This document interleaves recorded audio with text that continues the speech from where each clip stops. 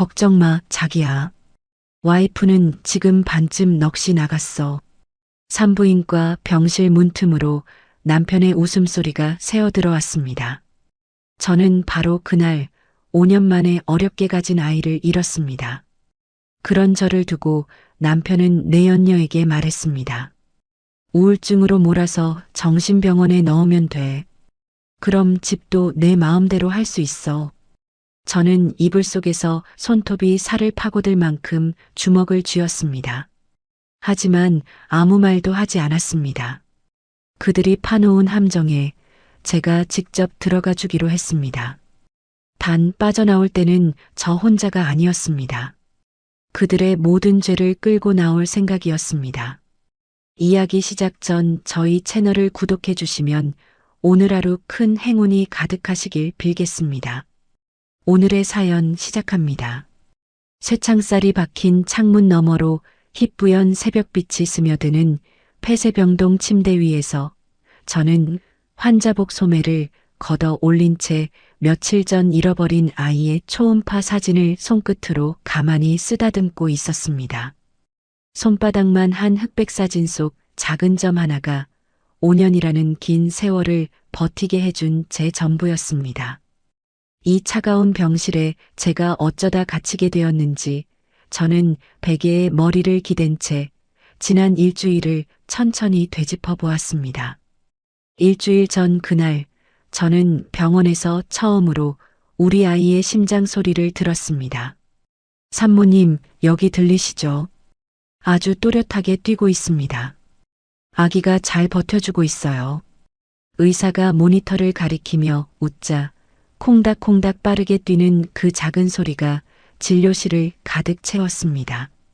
선생님, 정말 괜찮은 거죠? 제가 드디어 엄마가 되는 거죠? 네. 지금 상태로는 좋습니다. 마음 편히 가지시고 절대 무리하지 마세요. 산모님 마음이 제일 중요합니다. 저는 두 손으로 입을 틀어막으며 뜨거운 눈물을 쏟았고 집으로 돌아오는 내내 아랫배를 어루만지며 혼자 웃고 또 웃었습니다. 그날 밤 저는 현관에 걸린 민성의 코트를 옷장에 넣으려다 주머니 속에서 낯선 물건 하나를 만졌습니다. 손끝에 잡힌 건 번쩍이는 모텔 이름이 새겨진 라이터였고 담배 한 갭이 입에 대지 않는 사람의 주머니에서 그것이 나오자 제 손이 부들부들 떨렸습니다. 바로 그때 식탁 위에 둔 휴대폰이 울렸고 화면에는 민성의 이름이 떠 있었습니다. 여보, 나 오늘 회식이 길어질 것 같아. 먼저 자고 있어. 민성이 평소보다 한껏 들뜬 목소리로 말하자 저는 라이터를 손안에 꽉 움켜쥔 채 애써 아무렇지 않은 척 대답했습니다. 회식이야? 어디서 하는데? 그걸 왜 물어? 회사 사람들이랑 있는 거라니까.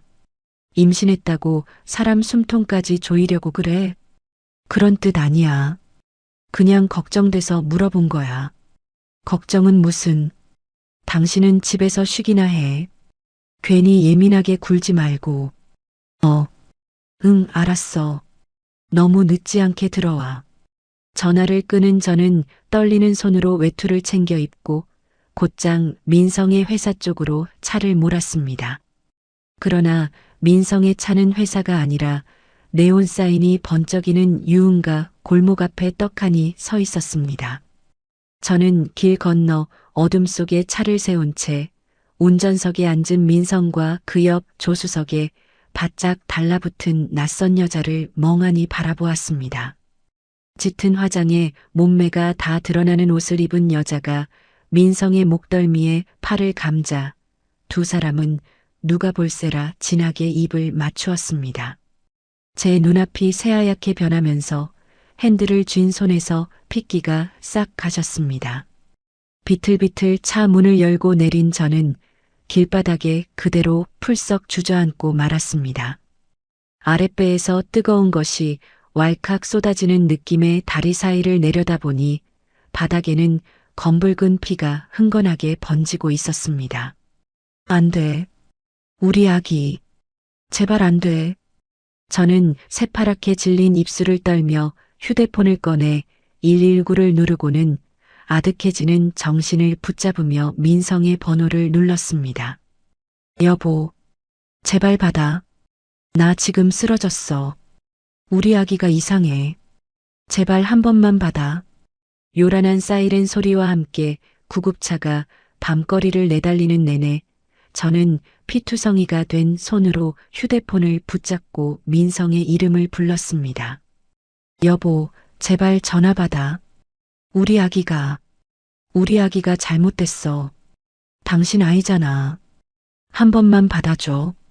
하지만 길게 이어지는 신호음만 돌아올 뿐 민성은 끝끝내 전화를 받지 않았습니다. 10번을 넘게 걸어도 차가운 기계음만 들려오자 저는 들것에 누운 채 천장을 올려다보며 소리 없이 눈물을 흘렸습니다. 그렇게 저는 차디찬 수술대 위에서 끝내 우리 아이를 잃었습니다. 마취가 풀리고 무거운 눈꺼풀을 들어 올렸을 때 산부인과 병실 침대 옆에는 민성이 앉아 제 손을 잡고 있었습니다. 여보, 미안해. 정말 미안해. 내가 내 옆을 지켰어야 했는데. 민성이 제 창백한 손등에 얼굴을 파묻고 어깨를 들썩이며 굵은 눈물을 뚝뚝 떨구자 저는 그저 천장만 멍하니 바라보았습니다. 어젯밤에 어디 있었어? 제 목소리는 마른 종이처럼 갈라져 나왔습니다. 민성의 어깨가 아주 잠깐 굳었습니다. 어디 있긴. 회식 자리였지. 술을 너무 많이 마셔서 전화를 못 봤어. 내가 죽일 놈이야. 그래, 나 죽일 놈 맞아. 내가 10번 넘게 전화했어. 알아. 나도 봤어. 그러니까 지금 이렇게 미안하다고 하잖아. 당신도 지금 몸이 안 좋으니까 이상한 생각 하지 말고 그냥 쉬어. 이상한 생각? 그래. 당신 요즘 너무 예민했잖아. 임신하고 나서 별것도 아닌 일에 울고 화내고 의심하고 의사한테도 얘기해 봐야겠어. 당신 마음부터 좀 돌봐야 할 것 같아. 어젯밤 그 골목에서 본 장면이 눈앞에 또렷한데도 민성의 눈물이 어찌나 그럴듯하던지 저는 온몸에 소름이 쫙 끼쳤습니다. 잠시 후 민성이 전화 오는 척 슬그머니 병실 밖 복도로 나가자 저는 반쯤 열린 문틈으로 새어드는 목소리에 가만히 귀를 기울였습니다. 자기야. 걱정하지 마. 와이프는 지금 반쯤 넋이 나가 있으니까. 민성이 키득거리며 누군가와 통화하는 소리에 저는 숨을 죽인 채 이불을 와락 움켜쥐었습니다. 아니, 울긴 울지. 애 잃었는데 안 울겠어? 그런데 그게 오히려 잘 됐어. 지금 정신이 멀쩡하지 않다는 증거로 쓰기 딱 좋아. 전화기 너머에서 여자가 뭐라고 말했는지 민성은 낮게 웃었습니다. 그래, 맞아. 우울증이든 충격이든 뭐든 붙이면 돼. 의사가 한 줄만 써주면 끝이야. 보호자는 나잖아. 민성의 목소리는 더 낮고 뻔뻔해졌습니다. 처가에서 해준 그 20억짜리 아파트 말이야. 조만간 내 맘대로 싹 정리할 거니까 조금만 기다려. 그 말이 제 귓속에 또렷하게 박히는 순간 저는 이불 속에서 주먹을 어찌나 세게 쥐었던지 손톱이 손바닥 살을 파고들었습니다. 그 여자가 그 집 하나 믿고 버틴 건데 이제 그 집마저 없어지면 뭐가 남겠어. 빈 껍데기지. 민성은 숨소리까지 웃고 있었습니다. 당신은 걱정하지 마. 당신한테는 내가 새 아파트 해줄게. 그 여자 명의 집 팔아서 우리 둘이 깨끗하게 새 출발하자. 친정 부모님이 평생 작은 식당에서 새벽부터 한밤중까지 뼈가 부서지게 일해 마련해 주신 집이었습니다. 두 분이 모두 세상을 떠나신 지금 그 집은 부모님이 제게 남겨주신 마지막 흔적이나 다름없었습니다. 그 귀한 집을 술집 여자 유흥비로 날려버리겠다는 민성의 속셈에 저는 어금니를 빠드득 깨물었습니다. 민성이 자리를 비운 사이 저는 침대 옆 쓰레기통에 처박힌 쇼핑백 하나를 발견하고 슬그머니 손을 뻗었습니다. 구겨진 종이를 펴보니 그것은 도심에서 한참 떨어진 외곽의 허름한 정신병원 안내 책자였습니다. 표지에 적힌 병원 이름 아래로 빨간 동그라미가 2번이나 쳐진 것을 보며 저는 등골이 서늘하게 식어갔습니다. 저를 미친 사람으로 몰아 병원에 가두고 집을 통째로 빼앗으려는 계획이 이미 오래전부터 차근차근 짜여 있었던 것입니다. 저는 링거줄을 끌고 화장실로 숨어 들어가 떨리는 손으로 오랜 친구이자 이혼 전문 변호사인 지연에게 전화를 걸었습니다. 지연아, 나야. 너한테 부탁이 하나 있어. 선우야, 무슨 일이야? 목소리가 왜 이렇게 갈라져? 지연이 깜짝 놀란 목소리로 묻자 저는 쉰 목을 가다듬으며 또박또박 말을 이었습니다. 민성이가 나를 정신병원에 가두려고 해. 그 전에 네가 해줄 일이 있어. 뭐라고? 그게 대체 무슨 소리야? 선우야, 너 지금 어디야? 산부인과 병실 화장실이야. 나 아이 잃었어. 전화기 넘어가 순간 조용해졌습니다. 선우야, 울 시간 없어. 나는 지금 울면 안 돼. 민성이가 4명의 집까지 노리고 있어. 그 인간이 미쳤구나. 내가 당장 갈게. 아니, 지금 오지 마. 민성이가 눈치채면 안 돼. 그럼 내가 뭘 하면 돼? 말만 해. 우리 집 안방 협탁에 작은 녹음기 하나만 몰래 넣어줘. 그리고 민성이가 요즘 무슨 약을 처방받고 있는지도 조용히 알아봐줘. 저는 화장실 거울에 비친 핏기 하나 없는 제 얼굴을 똑바로 마주보며 한 글자 한 글자에 힘을 실었습니다. 그리고 지연아, 혹시 내가 병원에 끌려가도 놀라지 마. 내가 당하는 척 할 거야. 선우야, 그게 무슨 말이야? 일부러 들어가겠다고? 응. 그 사람이 어디까지 하는지, 누가 뒤에서 도와주는지 다 보려고. 너 혼자 감당할 수 있겠어? 감당해야지. 내 아이도 잃었고 부모님이 남겨주신 집도 노리고 있어. 이제 내가 물러서면 정말 다 빼앗겨. 알았어. 선우야, 너 정신 똑바로 차려. 내가 다 알아볼 테니까.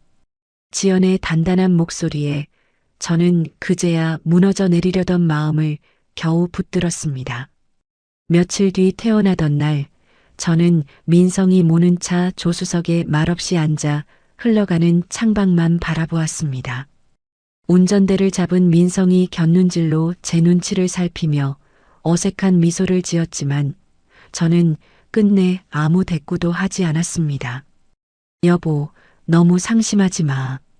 우리한테 또 기회가 오겠지. 민성이 제 무릎에 슬쩍 손을 얹으며 다정한 척 말하자 저는 그 손을 바라보며 속으로만 차갑게 웃었습니다. 당신은 지금 쉬는 게 제일 중요해. 내가 다 알아서 할게. 집 문제도 병원 문제도 당신이 신경 쓸 필요 없어. 내 집 문제를 왜 당신이 알아서 해? 제가 조용히 묻자 민성은 잠깐 입술을 굳혔다가 다시 웃었습니다. 우리 부부잖아. 당신 거, 내 거 따지는 게 어디 있어. 그래도 4명의 집이야. 여보, 지금 그런 말할 정신이 있어? 당신은 아직 제정신이 아니야. 에이, 곧 충격받은 사람이 왜 자꾸 돈 얘기를 해? 돈 얘기한 건 당신이야. 제 말에 민성의 눈꼬리가 살짝 올라갔습니다. 말꼬리 잡지 마. 내가 당신 남편이야. 당신 보호자라고. 당신이 지금 정상인지 아닌지는 내가 제일 잘 알아. 그래. 그러니까 당분간은 내 말 들어. 괜히 고집 부리다가 더 힘들어지지 말고. 민성이 제 무릎에 올린 손에 힘을 주며 낮게 말했습니다. 당신을 위해서 하는 말이야. 정말로. 머릿속에는 오직 한 가지 생각만이 또렷하게 떠올랐습니다. 8년 전 친정 어머니의 신신당부에 따라 제 손으로 직접 동사무소에 걸어둔 그 잠금장치였습니다. 선우야, 사위가 내 재산에 함부로 손대지 못하게 단단히 막아둬라. 이제는 세상에 안 계신 어머니의 목소리가 귓가에 생생하게 되살아나자 저는 창밖을 응시하며 입꼬리를 차갑게 끌어올렸습니다. 제 아이를 죽음으로 내몰고 친정 부모의 피땀까지 삼키려는 저 사람들에게 저는 조용히 그 값을 치르게 할 생각이었습니다. 산부인과에서 퇴원한 그날 오후 저는 친정 부모님이 사주신 집 안방 침대에 모로 누운 채 죽은 듯이 눈을 감고 있었습니다. 방문 틈으로 부스럭거리는 소리가 들려와 실눈을 살짝 떠보니 민성이 작은 약병에서 하얀 알약을 한 움큼 꺼내 방바닥에 어지럽게 흩뿌리고 있었습니다. 평소 두통약 한 알도 입에 대지 않던 사람이 어디서 구해왔는지 모를 수면제를 제가 한 움큼 삼키다 흘린 것처럼 침대 밑까지 정성스레 굴려놓는 것이었습니다. 이래야 그림이 좀 그럴듯하지. 민성이 혼잣말로 중얼거리며 휴대폰을 들어 방바닥에 널린 알약을 찰칵찰칵 찍는 소리에 저는 이불 속에서 숨을 가늘게 고르며 다시 눈을 감았습니다. 민성은 까맣게 몰랐지만 사흘 전 지연이 다녀간 뒤로 협탁 맨 아래 서랍 안에는 작은 녹음기 하나가 빨간 불을 밝힌 채 조용히 돌아가고 있었습니다.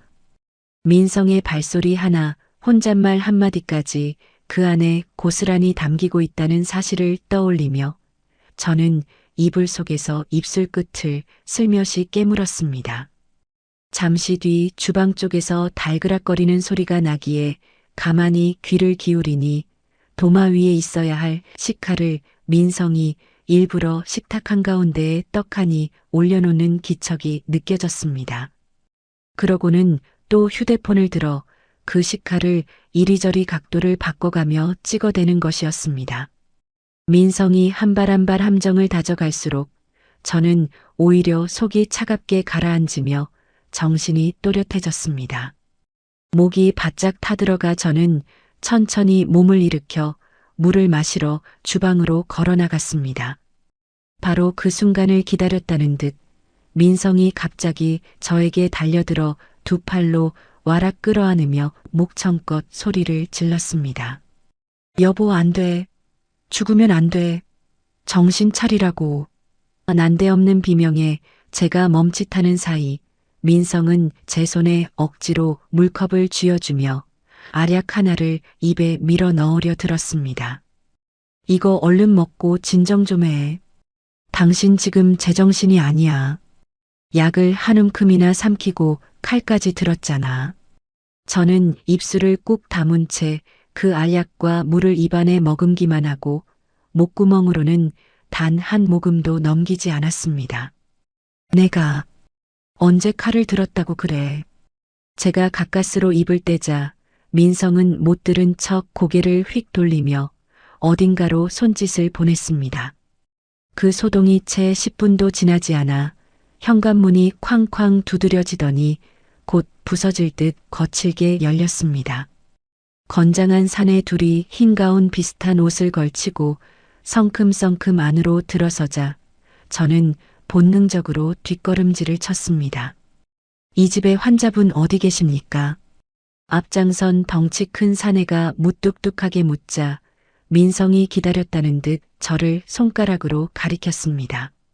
저기 저 사람이에요. 약을 한 움큼 먹고 칼까지 휘둘렀다니까요. 빨리 좀 데려가 주세요. 저는 그 순간에도 정신을 바짝 차리고 있었기에 서류 한 장 내밀지 않고 다짜고짜 사람부터 끌어내려 한다는 걸 똑똑히 알아챘습니다. 의사가 진단을 한 것도 아니고 법이 정한 보호자 동의나 절차도 하나 없이 오로지 민성의 말 한마디로 벌어지는 명백한 불법이었습니다. 이거 나요. 나 멀쩡해요. 의사가 봤어요. 누가 진단을 했냐고요. 제가 또박또박 따지자 사내 둘은 들은 척도 않고 제 양팔을 우악스럽게 꺾어 뒤로 결박하더니 발버둥 칠 틈도 주지 않고 들것 위에 눕혀 끈으로 칭칭 동여맸습니다. 엘리베이터 앞 복도로 들것이 끌려나가자 인기척에 문을 빼꼼 열고 내다보는 이웃들을 향해 민성이 목 놓아 외쳤습니다. 여보, 정신 차려. 당신 이러다 진짜 죽는다고. 민성이 일부러 제 손을 붙잡고 흐느끼는 신용을 하며 이웃들 보란 듯이 연기를 하자 저는 차마 입을 열지 못하고 그 얼굴만 가만히 올려다보았습니다. 며칠 전 제 손을 잡고 악어의 눈물을 흘리던 그 얼굴이 지금은 동네 사람들 앞에서 가여운 남편 노릇을 천연덕스럽게 해내고 있었습니다. 들것이 단지 입구를 빠져나가는 순간 화단 옆에 선글라스를 끼고 서 있는 한 여자가 제 눈에 들어왔습니다. 며칠 전 그 골목에서 민성과 입을 맞추던 바로 그 여자가 비릿한 미소를 입가에 걸고 저를 내려다보고 있었습니다. 수고들 하세요. 여자가 사내들을 향해 나긋하게 인사를 건네는 것을 보며 저는 끓어오르는 분노를 입안 가득 머금은 약물과 함께 꾹 눌러 삼켰습니다. 여기서 소리를 지르고 몸부림칠수록 저들이 짜놓은 미친 여자라는 그림에 색칠만 더해줄 뿐이기에 저는 발악을 멈추고 그저 입을 꾹 다물기로 했습니다. 구급차가 한참을 달려 도착한 곳은 며칠 전 쇼핑백 속 책자에서 본 바로 그 외곽의 허름한 정신병원이었습니다. 낡은 철문 안으로 들것이 밀려 들어가자 흰 가운을 걸친 늙은 병원장이 안경을 축혀 올리며 어슬렁어슬렁 다가왔습니다. 보호자분 모시고 오셨구먼. 자, 여기 소견서에 도장 한번 받읍시다. 병원장은 들것에 묶인 제 얼굴은 쳐다보지도 않은 채 책상 위 서류에 쓱쓱 도장을 찍었습니다. 자해 위험이 있는 응급 환자라. 이 정도 적어두면 됐고. 민성이 슬그머니 흰 봉투 하나를 병원장 손에 쥐어주자 늙은 병원장이 입꼬리를 끌어올리며 그것을 가운 안주머니에 쑥 집어넣었습니다. 자, 이 동의서에 환자 지장만 한번 찍으면 다 끝납니다. 병원장의 말에 민성이 다가와 제 손가락을 억지로 끌어당기더니 인주를 묻혀 서류에 꾹 눌러댔습니다. 저는 약에 취해 정신을 못 차리는 척 눈을 개슴츠레 감은 채 저항하지 않고 손가락을 가만히 내맡겼습니다. 이윽고 두꺼운 철문이 쾅 하고 닫히고 발소리들이 저만치 멀어지자 저는 슬며시 눈을 떴습니다.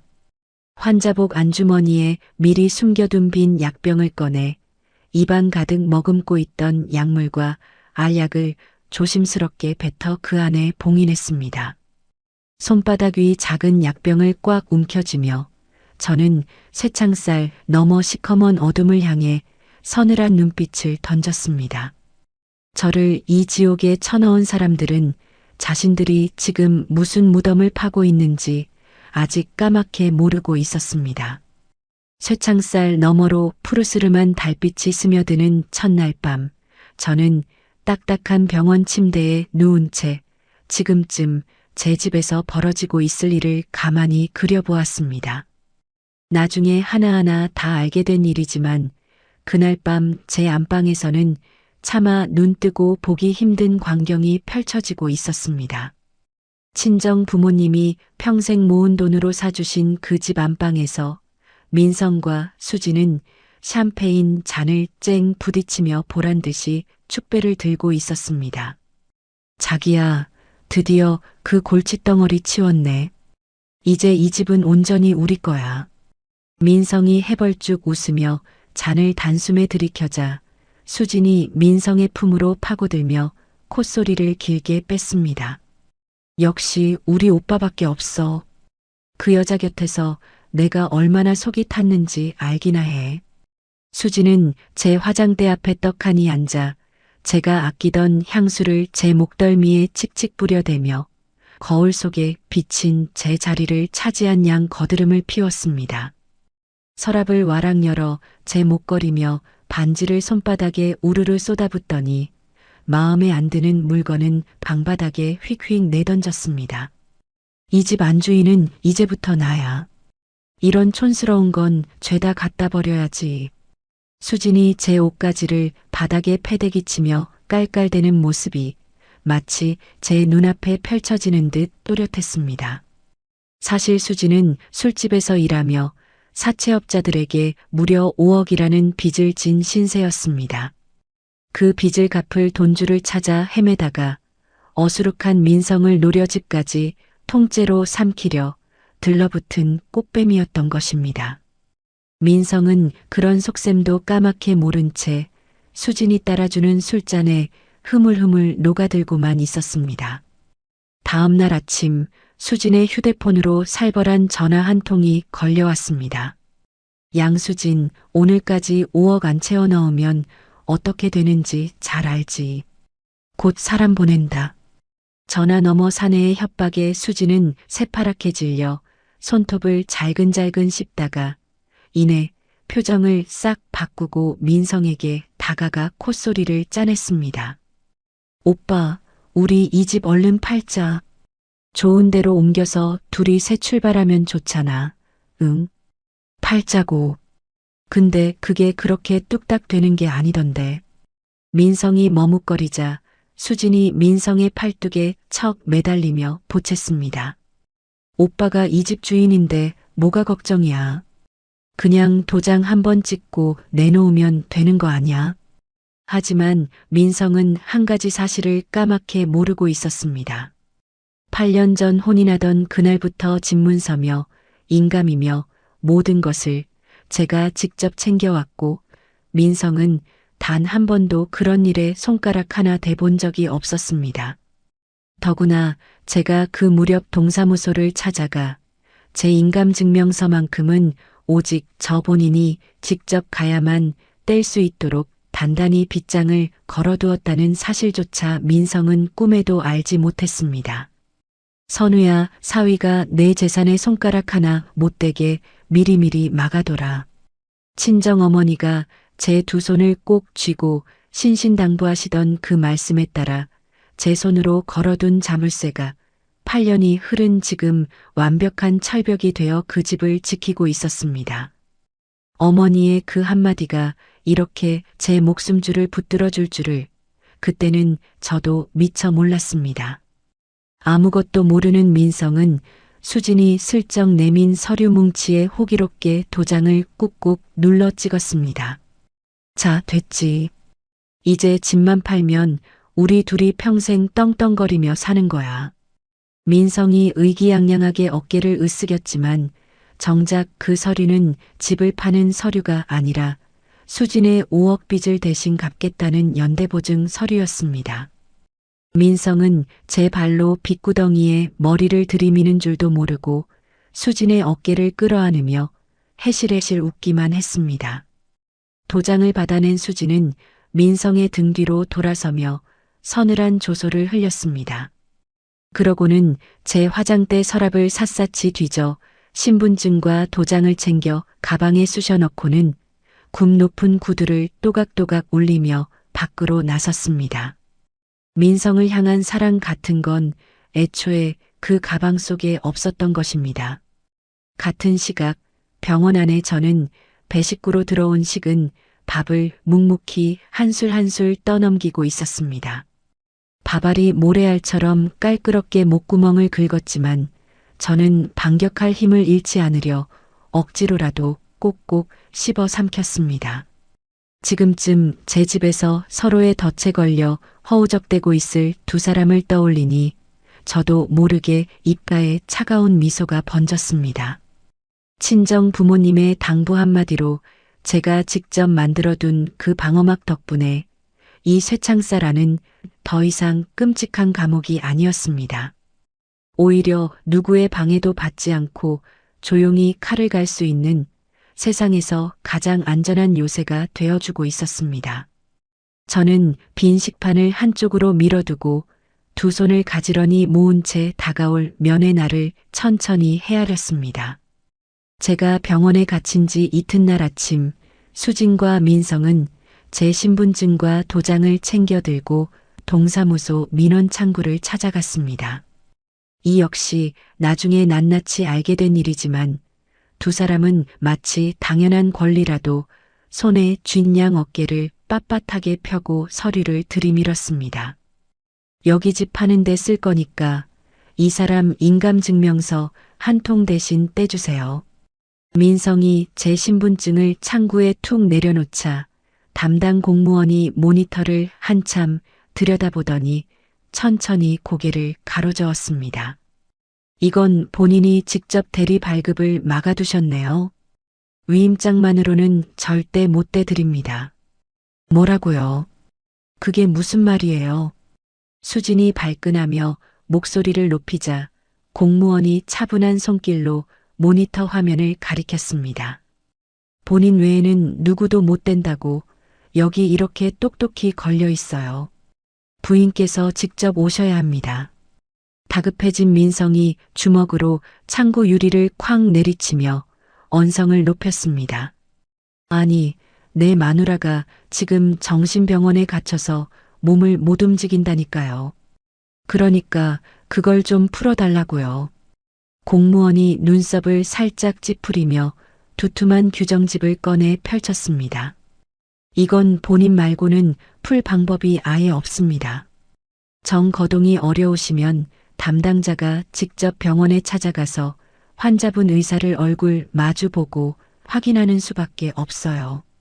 설령 인감 문제가 풀린다 해도 집을 팔려면 집문서와 함께 명의자 본인이 직접 팔겠다는 뜻을 확인해줘야만 했습니다. 명의자인 제가 두꺼운 철문 안에 갇혀있는 한 그 길마저 꽉 막혀 있다는 사실을 두 사람은 그제야 뒤늦게 깨달았습니다. 이게 말이 돼. 분명히 내 집인데 내가 못 판다고. 민성이 핏대를 세우며 허공에 대고 중얼거리는 사이 수진의 얼굴은 점점 흙빛으로 변해갔습니다. 오빠, 이러다 정말 큰일 나는 거 아니야? 빨리 무슨 수를 내봐. 수진이 민성의 옷소매를 잡아채며 다그쳤지만 민성은 멍하니 창구만 바라볼 뿐이었습니다. 그날 오후 민성을 앞세운 공무원이 외곽의 병원 면회실로 저를 찾아왔습니다. 환자복을 입은 저는 탁자 하나를 사이에 두고 두 사람과 마주 앉았습니다. 민성은 제가 약에 절어 침을 흘리며 헛소리나 늘어놓기를 잔뜩 기대하는 눈치로 입가에 야릇한 미소까지 걸고 있었습니다. 하지만 저는 흐트러짐 하나 없이 허리를 곧게 펴고 한 글자 한 글자 또박또박 입을 열었습니다. 제 인감 잠금 장치를 풀 생각도 없고 그 집을 팔 생각은 더더욱 없습니다. 제 목소리가 면회실 안에 또렷하게 울려 퍼지자 공무원이 펜을 멈추고 저를 빤히 바라보았습니다. 환자분, 그럼 집을 파는데 동의하지 않으신다는 거죠? 네. 누가 뭐라고 해도 저는 절대 동의하지 않습니다. 한 글자도 빼지 말고 똑똑히 기록해 주세요. 당황한 민성이 자리를 박차고 일어나 손가락으로 저를 가리키며 소리쳤습니다. 이 사람 미쳤어요. 정신이 완전히 나가서 지금 자기가 무슨 소리를 하는지도 모른다니까요. 여보, 미친 건 내가 아니라 당신이야. 내 정신은 지금 그 어느 때보다 또렷해. 제가 눈 하나 깜짝하지 않고 차분하게 받아치자 민성은 말문이 턱 막힌 듯 입만 뻐끔거렸습니다. 공무원은 제 또렷한 거절 의사를 빠짐없이 적어 내려가더니 서류를 탁 덮으며 자리에서 일어났습니다. 환자분 의사가 아주 분명하시네요. 발급은 불가합니다. 더 볼 것도 없겠어요. 공무원이 가방을 챙겨 먼저 면회실을 나서자 민성은 그 뒷모습과 저를 번갈아 보며 어쩔 줄을 몰라 했습니다. 복도에서 민성이 부들부들 떨며 저를 노려보았습니다. 저는 환자복 자락을 천천히 여미며 그 일그러진 얼굴을 향해 서늘하게 입을 열었습니다. 우리 엄마가 집 단단히 지키라고 신신당부해서 내가 내 손으로 직접 걸어둔 자물쇠야. 그걸 내 깎게 무슨 수로 풀겠니? 너 정말 이럴 거야. 평생 집문서 한 번 만져본 적 없는 네가 이제 와서 그 잠금 장치 앞에서 쩔쩔매는 꼴이 아주 볼만하다. 제 차가운 한마디에 민성의 얼굴이 시뻘겋게 달아올랐다가 이내 핏기가 싹 가시며 하얗게 질렸습니다. 8년 동안 제가 깔아둔 방패 위에서 떵떵거리며 살아온 주제에 민성은 그 방패의 존재조차 모르고 있었던 것입니다. 바로 그때 민성의 주머니 속 휴대폰이 부르르 울렸습니다. 화면에는 사채업자가 보낸 살벌한 독촉 문자가 떠 있었고 그것을 곁눈질로 흘끗 본 민성의 손이 덜덜 떨렸습니다. 왜 그래? 무슨 문자 왔어? 저는 일부러 모르는 척 물으며 사색이 된 민성의 얼굴을 천천히 뜯어보았습니다. 면회실 밖 복도 끝에서 그 광경을 지켜보던 수진이 입술을 잘근 깨물고는 황급히 발걸음을 돌리는 것이 보였습니다. 모든 계획이 한순간에 물거품이 된 것을 직감한 듯한 그 뒷모습을 바라보며 저는 이제야 비로소 진짜 셈을 치를 때가 코앞에 다가왔음을 조용히 느꼈습니다. 자정이 훌쩍 넘은 깊은 밤, 수지는 술에 골아떨어진 민성의 곁에서 고양이처럼 슬그머니 몸을 일으켰습니다. 그날 밤 제 집에서 벌어진 일은 한참 뒤에야 제 귀에 낱낱이 들어왔지만 수지는 민성의 바지 주머니를 뒤져 지갑 속 체크카드와 통장을 한 장도 남김없이 쏙쏙 빼냈습니다. 오빠는 끝까지 호구네. 비밀번호까지 술김에 술술 불어주고 말이야. 수진이 코웃음을 치며 카드와 통장을 제 가방 깊숙이 쑤셔 넣는 동안 민성은 드르렁드르렁 코를 골며 새삼 모르고 잠들어 있었습니다. 미리 알아낸 비밀번호와 몰래 빼돌린 휴대폰 인증으로 수지는 며칠에 걸쳐 돈을 야금야금 빼내기 시작했습니다. 마이너스 통장 한도까지 박박 긁어 현금으로 뽑아낸 뒤 추적을 피하려고 그 돈을 이름도 모르는 통장 여러 개로 잘게 쪼개 옮겨두었습니다. 그렇게 모든 통장을 텅텅 비운 수지는 제 화장대 위에 싸구려 향수병 하나만 덩그러니 남겨둔 채 짐을 챙겼습니다. 새벽 어스름이 깔린 골목에 대기하던 트럭에 올라탄 수지는 뒤도 한번 돌아보지 않고 어둠 속으로 사라졌습니다. 다음 날 아침 늦잠에서 깬 민성은 텅 빈 집 안과 영원히 찍힌 통장을 확인하고는 그 자리에 우뚝 얼어붙었습니다. 수진아, 어디 있어? 민성이 빈방을 휘젓고 다니며 미친 듯이 이름을 불렀지만 돌아오는 건 제 목소리의 메아리뿐이었습니다. 이게 대체 무슨... 짐승처럼 울부짖던 민성이 화장대 거울을 주먹으로 내리치자 쩍 하고 금이 간 거울 조각이 바닥으로 우수수 쏟아졌습니다. 손등이 찢겨 핏방울이 배어 나왔지만 민성은 그 아픔조차 느끼지 못한 채 텅 빈 통장만 멍하니 내려다보았습니다. 같은 시각 병원 면회실에서 저는 지연과 탁자를 마주하고 앉아 낮은 목소리로 다음 수를 일렀습니다. 지연아, 민성이 아직 회사 다니고 있지. 월급이랑 퇴직금에 지금 당장 가압류 걸어줘. 그래. 안 그래도 사채업자들이 곧 들이닥칠 낌새야. 한 발 먼저 움직일게. 지연이 야무지게 고개를 끄덕이며 서류 가방을 챙기자 저는 그 손을 가만히 붙잡았습니다. 무슨 일이 있어도 사채업자들보다 반드시 빨라야 해. 그래야 민성이 손에 단돈 한 푼도 안 떨어져. 걱정 마. 법원 문 열자마자 제일 먼저 접수해 버릴 테니까. 지연의 단단한 목소리에 저는 비로소 마음 한구석에 묵직하게 자리 잡은 것이 풀리는 듯 했습니다. 지연이 서류를 접수한 바로 그날 문신을 시커멓게 새긴 사내들이 민성의 사무실로 우르르 들이닥쳤습니다. 김민성, 5억 어디로 갔어? 양수진이 다 들고 튀었다며. 앞장선 사내가 민성의 책상을 발로 걷어차 엎어버리자 서류와 컴퓨터가 요란한 소리를 내며 바닥으로 와르르 쏟아졌습니다. 그건 내가 보증 선 게 아니라 보증 서류에 내 도장이 떡하니 찍혀 있던데 무슨 소리야. 동료들 보는 앞에서 개망신당하기 싫으면 당장 갚아.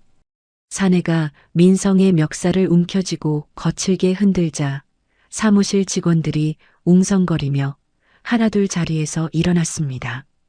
곧이어 회사 로비 바닥에는 민성의 불륜과 사체 보증 사실이 시뻘겋게 적힌 전단지가 쫙 뿌려졌습니다.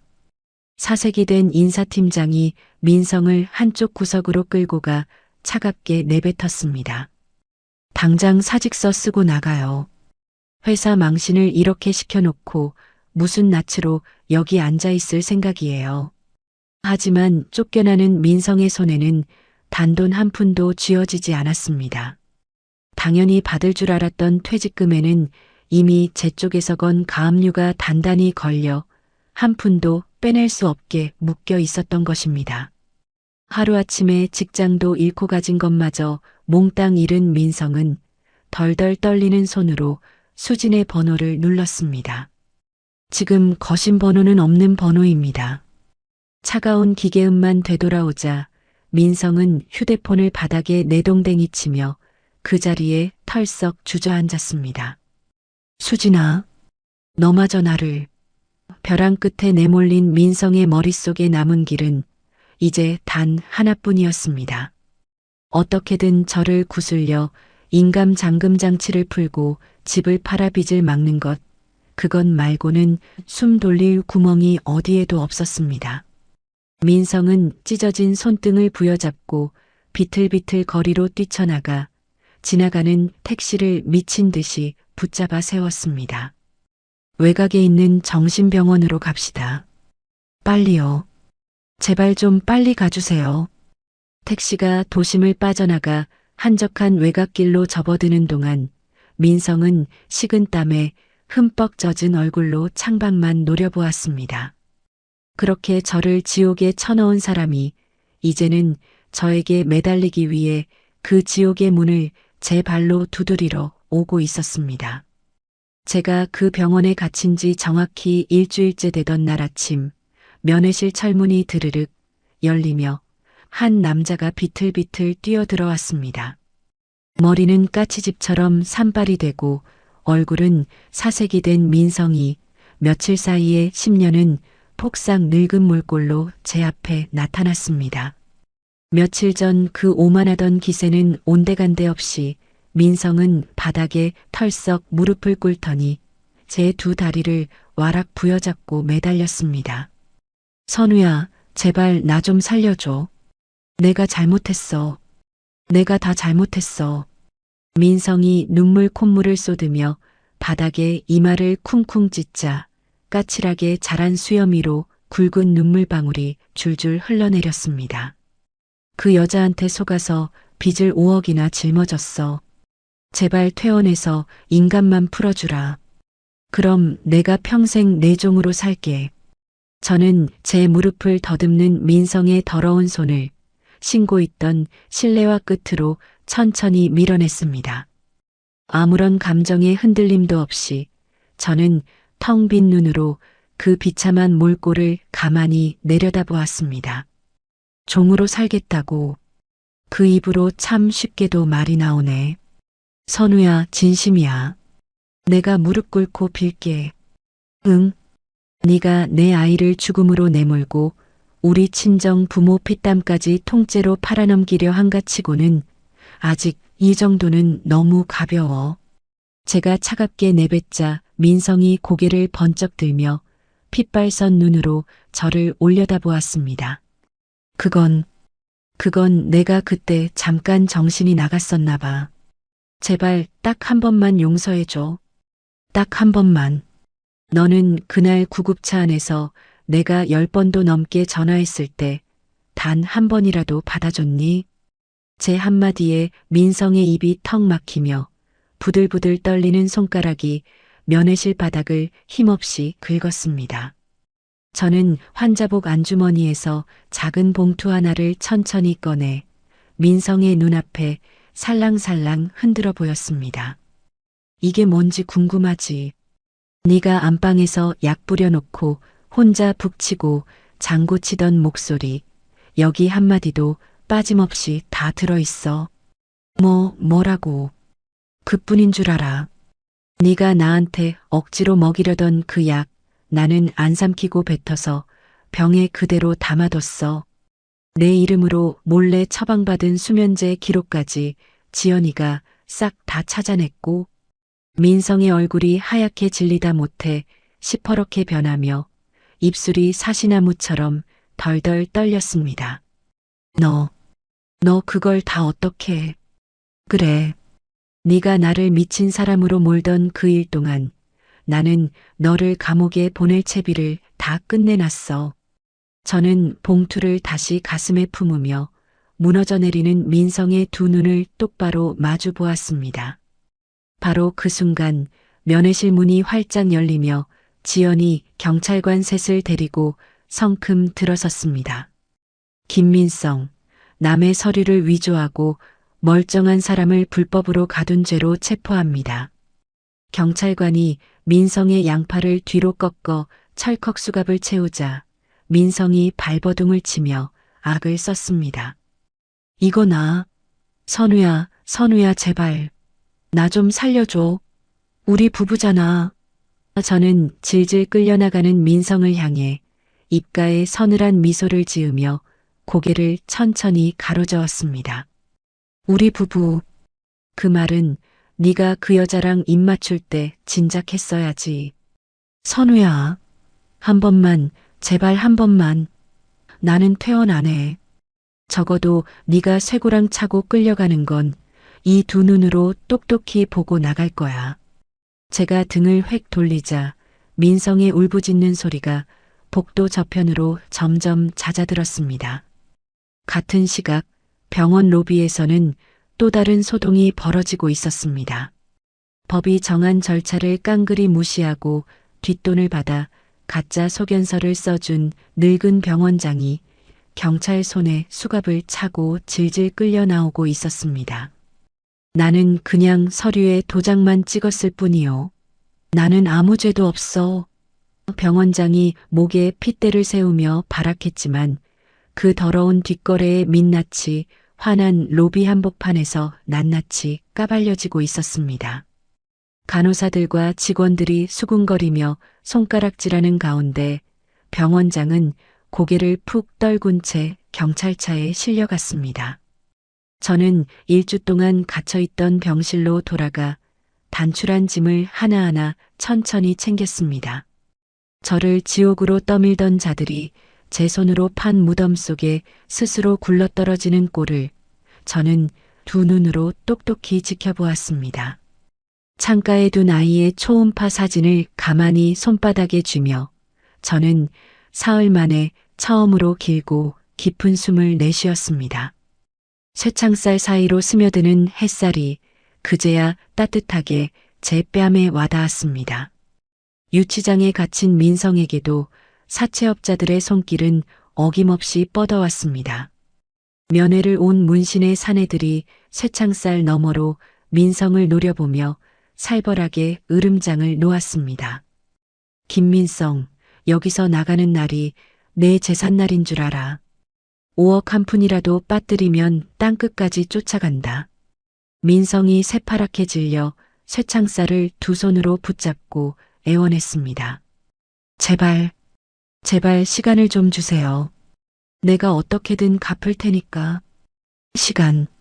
그 입으로 시간 달라는 소리가 나오냐? 내 마누라한테나 가서 빌어봐라. 사내들이 비웃으며 돌아서자 민성은 차디찬 유치장 바닥에 털썩 주저앉아 두 손으로 머리를 감싸 쥐었습니다. 한편 트럭을 타고 한밤중에 도망쳤던 수진도 끝내 무사하지 못했습니다. 빼돌린 돈을 이 통장 저 통장으로 옮기던 흔적을 따라 사채업자들이 기어이 수진의 발자취를 찾아낸 것입니다. 변두리 여관방 문이 박살나며 들이닥친 사내들에게 수진은 빼돌린 돈을 몽땅 빼앗기고 머리채를 잡힌 채 질질 끌려 나왔습니다. 잘못했어요. 한 번만 살려주세요. 돈은 꼭 갚을게요. 수진이 사내들의 바짓가랑이를 붙잡고 늘어졌지만 그들은 코웃음만 칠 뿐이었습니다. 이제 와서 빌면 다냐? 빚다 갚을 때까지 너는 우리가 시키는 대로 꼼짝없이 살아야 돼. 사내들이 수진을 끌고 가자 한탕을 노리던 꽃뱀의 비명이 낡은 여관 복도에 처량하게 울려 퍼졌습니다.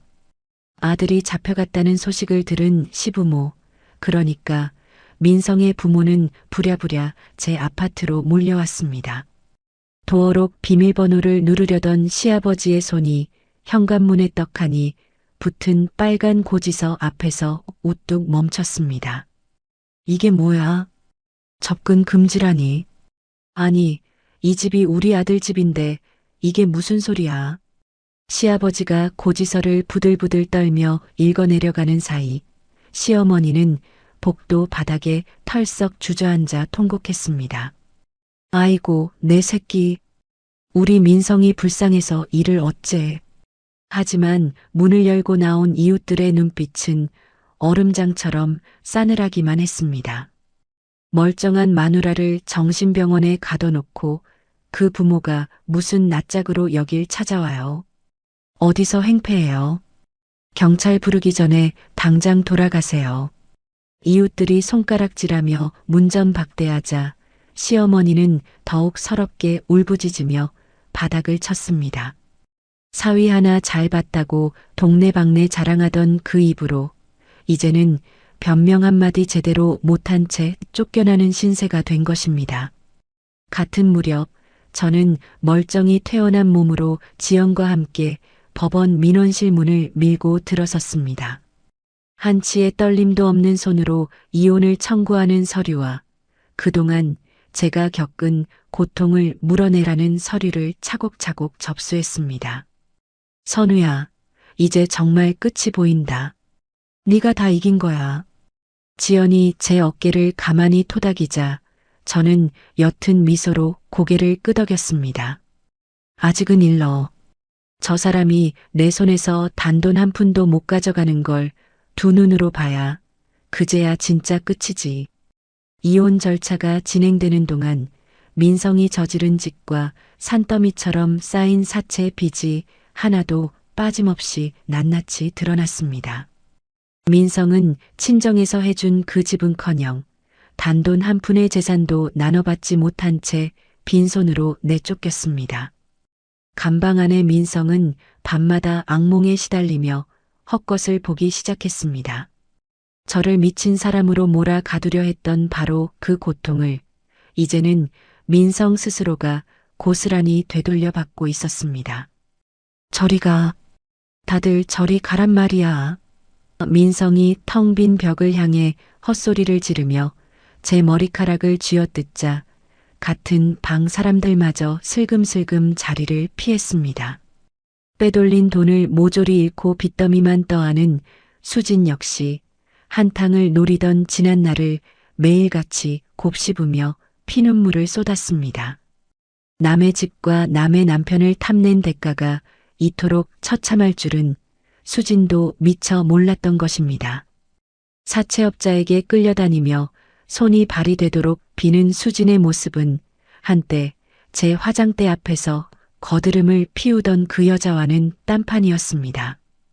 두 사람이 제 죄의 무게에 짓눌려 신음하는 동안 저는 친정 부모님의 피땀이 밴 그 집을 단돈 한 푼의 손해도 없이 온전하게 지켜냈습니다.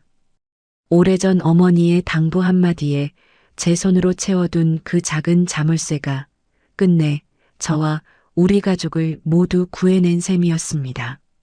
저는 법원을 나서며 탁 트인 파란 하늘을 올려다보고 가슴 깊이 묵혀둔 응어리를 천천히 풀어냈습니다. 이제 제게 남은 일은 무너진 제 삶을 처음부터 다시 일으켜 세우는 것뿐이었습니다. 따스한 아침 햇살이 거실 가득 쏟아져 들어오는 우리 집에서 저는 단정한 정장을 차려입고 거울 앞에 섰습니다. 며칠 전까지 쇠창살 아래에서 환자복을 입은 채 초음파 사진을 멍하니 쓰다듬던 그 여자는 거울 속 어디에도 보이지 않았습니다. 대신 등을 곧게 펴고 입술에 옅은 미소를 머금은 또 다른 제가 환한 햇살을 받으며 그 자리에 우뚝 서 있었습니다. 집안 곳곳에 들러붙어 있던 민성의 흔적은 모두 쓰레기 봉투에 꾹꾹 담겨 진작 버려졌습니다. 칙칙하던 안방 벽지는 환한 빛깔로 새로 도배해 방 안에는 새 출발을 알리는 산뜻한 냄새가 가득 배어 있었습니다. 저는 서랍 깊숙이 넣어두었던 아이의 초음파 사진을 꺼내 햇살이 가장 잘 드는 창가에 가만히 세워두었습니다. 우리 아가, 엄마가 이제야 너한테 제대로 인사를 하네. 거기서는 아프지 말고 부디 편히 쉬어. 손바닥만 한 흑백 사진을 손끝으로 천천히 쓸어내리며 저는 차오르는 눈물을 애써 닦아냈습니다. 병원 침대 위에서 무표정하게 매만지던 그 사진을 이제는 따뜻한 햇살 아래에서 웃으며 어루만질 수 있게 된 것입니다. 며칠 뒤 저는 친정 부모님 산소를 찾아가 오랫동안 가슴에 묻어두었던 눈물을 펑펑 쏟아냈습니다. 엄마, 아빠, 엄마가 그렇게 신신당부해서 내 손으로 걸어둔 그 자물쇠 덕분에 나 이렇게 무사히 돌아왔어. 무덤 앞에 엎드려 흐느끼는 제 어깨를 따스한 봄바람이 가만히 토닥여주는 듯 했습니다. 엄마 말 듣길 정말 잘했어. 두 분이 평생 고생해서 마련해준 그 집, 내가 끝까지 지켜냈어. 한참을 그렇게 울고 나니 가슴 한구석을 짓누르던 무거운 돌덩이가 스르르 녹아내리는 것 같았습니다. 집으로 돌아온 그날 저녁, 지연이 커다란 축하 케이크를 한 손에 들고 저를 찾아왔습니다. 선우야, 진짜 고생 많았어. 우리 오늘만큼은 아무 생각 말고 실컷 마시자. 지연이 거실 탁자에 샴페인 병을 탁 내려놓자 저는 참으로 오랜만에 소리내어 환하게 웃었습니다. 다 내 덕분이야. 네가 없었으면 나 정말 그 안에서 무너져 버렸을 거야. 무슨 소리야? 네가 미리 다 깔아둔 판이 있었으니까 가능했지. 너처럼 속이 단단한 사람 나 살면서 처음 봤다. 두 친구가 샴페인 잔을 쨍 부딪히는 소리와 함께 우리는 완벽한 승리와 되찾은 자유를 마음껏 자축했습니다. 며칠 뒤 아침 저는 복직 신청서를 손에 꼭 쥐고 오랜만에 출근길에 나섰습니다. 5년이라는 긴 세월을 오직 아이 하나만 바라보며 까맣게 잊고 지냈던 제 진짜 능력을 다시 꺼내들기로 마음먹은 것입니다. 회사 로비에 들어서자 반가운 얼굴들이 저를 향해 우르르 모여들었습니다. 강선우, 이게 대체 얼마만이야? 이렇게 다시 보니까 어찌나 반가운지. 그동안 마음고생 많았지. 잘 돌아왔어. 정말 잘 돌아왔어. 동료들이 두 손을 따뜻하게 맞잡아주자 저는 환한 미소로 화답하며 당당한 걸음으로 제 자리를 향해 걸어갔습니다. 점심시간 저는 회사 근처 공원을 천천히 거닐며 길가에 흐드러지게 핀 꽃들의 향기를 가슴 깊이 들이마셨습니다. 온전히 제 두 발로 다시 서는 일이 이토록 벅찬 해방감을 안겨줄 줄은 저도 미처 몰랐습니다. 바로 그때 제 휴대폰 화면에 발신자 표시가 없는 번호 하나가 불쑥 떴습니다. 구치소에 갇힌 민성이 어떻게든 저에게 다시 매달려 보려 거는 전화라는 걸 저는 한눈에 알아챘습니다. 잠시 그 화면을 차갑게 내려다보던 저는 한치의 망설임도 없이 그 번호를 영원히 차단해 버렸습니다. 이제 그 사람의 목소리는 제 삶 어디에도 비집고 들어올 자리가 없었습니다. 병동의 차갑던 쇠창살 대신 활짝 열린 사무실 창문 너머로 따뜻한 바람이 살랑살랑 불어들어왔습니다. 오롯이 제 몫으로 한자 한자 채워나갈 눈부신 두 번째 인생이 그 창밖으로 찬란하게 펼쳐지고 있었습니다. 저는 창가에 서서 쏟아지는 햇살을 온몸으로 받으며 가만히 두 눈을 감았습니다. 길고 긴 어둠을 지나 마침내 제게 찾아온 이 눈부신 아침을 저는 천천히 그리고 깊이 들이마셨습니다. 인생 톡톡 시청자 여러분, 지금까지 강선우의 이야기를 끝까지 함께 해주셨습니다.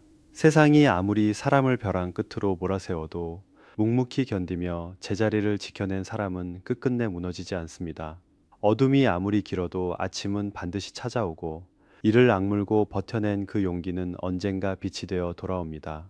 혹시 지금 마음이 많이 지치고 힘드신 분이 계시다면 부디 스스로를 너무 탓하지 마세요. 당신은 생각보다 훨씬 강하고 그 자체로 충분히 귀한 사람입니다. 오늘 하루도 참 애쓰셨습니다. 이야기를 끝까지 들어주셨다면 잘 들었다고 댓글 하나만 남겨주세요. 구독과 좋아요를 눌러주시는 모든 분들이 행복하시길 기원합니다. 오늘 함께 해주셔서 정말 감사합니다.